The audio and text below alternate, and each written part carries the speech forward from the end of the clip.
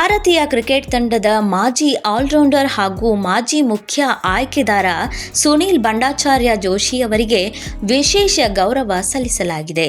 BCCI ಹಾಗೂ ಕರ್ನಾಟಕ ರಾಜ್ಯ cricket ಸಂಸ್ಥೆ ವತಿಯಿಂದ ಹುಬ್ಬಳ್ಳಿಯ ಕ್ರೀಡಾಂಗಣದ ಒಂದು ಪೆವಿಲಿಯನ್ಗೆ ಅವರ ಹೆಸರನ್ನು ನಾಮಕರಣ ಮಾಡಲಾಗಿದೆ.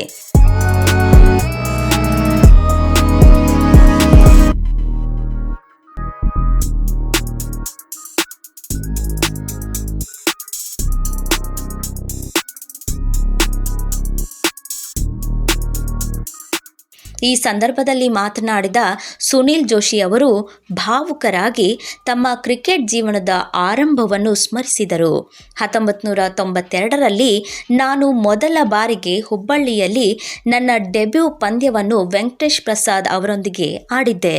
ಗದಗ ಜಿಲ್ಲೆಯ ಜನರು ನನಗೆ ಅಪಾರ ಪ್ರೀತಿ ನೀಡಿದ್ದಾರೆ. ಹುಬ್ಬಳ್ಳಿ ಕ್ರೀಡಾಂಗಣವೇ ನನ್ನ ಕ್ರಿಕೆಟ್ ಜೀವನವನ್ನು ರೂಪಿಸಿದ ಪವಿತ್ರ ಸ್ಥಳ ಎಂದು ಹೇಳಿದರು.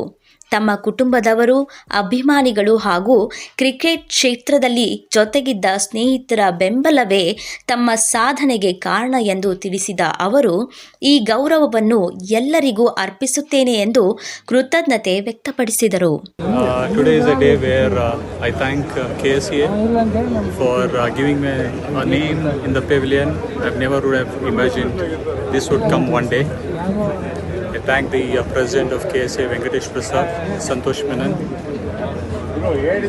Vinay Mrutyunjay, for taking the leadership in identifying the talent which was given the name. This really shows a lot of commitment which I've gone through the last so many years. That's a recognition today. And even if I can inspire one official player from here to ensure this name, then this stand will have a good meaning. Sunil Joshi ಅವರು ಭಾರತ ಪರ allrounder ಆಗಿ ಸೇವೆ ಸಲ್ಲಿಸಿದ್ದು, ನಿಧಾನಗತಿಯ ಎಡಗೈ spin bowling ಹಾಗೂ ಎಡಗೈ batting ಮೂಲಕ ತಂಡಕ್ಕೆ ಮಹತ್ವದ ಕೊಡುಗೆ ನೀಡಿದ್ದಾರೆ. 2000ರ ಐಸಿಸಿ ಚಾಂಪಿಯನ್ಸ್ ಟ್ರೋಫಿಯಲ್ಲಿ ರನ್ನರ್ ಆಫ್ ಆಗಿದ್ದ ಭಾರತೀಯ ತಂಡದ ಭಾಗವಾಗಿದ್ದ ಅವರು ನಂತರ 2020ರ ಮಾರ್ಚ್ 4ರಂದು ಭಾರತೀಯ ಹಿರಿಯ ಪುರುಷರ ಕ್ರಿಕೆಟ್ ತಂಡದ ಮುಖ್ಯ ಆಯ್ಕೆದಾರರಾಗಿ ನೇಮಕಗೊಂಡಿದ್ದರು.